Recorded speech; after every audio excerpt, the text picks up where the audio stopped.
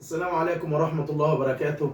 أعزائي المتابعين، السؤال اللي أخرنا الإجابة بتاعته لحد ما نوصل لمعلومة يقينة نقدر نعرضها هو قانون الأسرة الجديد. وطبعا بستغرب إن كل واحد واخد نص مادة مطبقها على الحالة بتاعته ومبسوط بها خالص.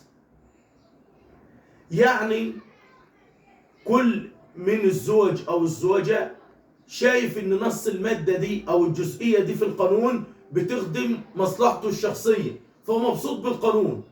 رغم إن أنا بصيت في كل المقترحات فلقيت إنه كل مقترح ليه الضد بتاعه، وده دفعنا إن إحنا نوضح قانون الأسرة الجديد بشكل مع الزوج مرة ومع الزوجة مرة.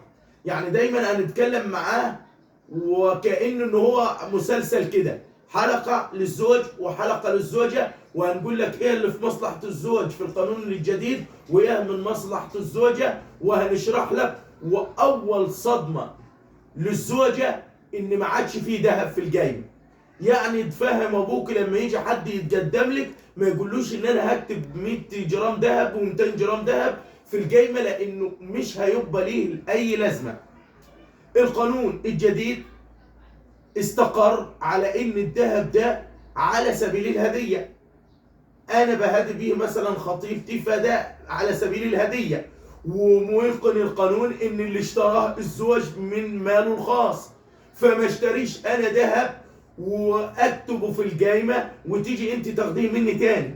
فاول صدمة للزوجة في القانون الجديد ان اي ذهب انت كاتباه في الجايمة وحاسه بالفخر ان انت مكتفه زوجك بجايمه فيها 100 جرام ذهب او 200 جرام ذهب ما عادتش موجوده. اول شيء ان انت مش هتطالبي بالذهب، بمجرد ما تقدمي الجايمه في المحكمه هيروح مستثني بند الذهب، وهيبقى المطالبه على الجهاز العادي اللي هو الفرش والمواعين والاجهزه الكهربائيه. فدي اول واكبر صدمه بالنسبه للقانون الجديد بالنسبه للمراه. طب الصدمه بتاعت الزوج في القانون، استنوني في الفيديو اللي جاي هقول لكم صدمه الزوج.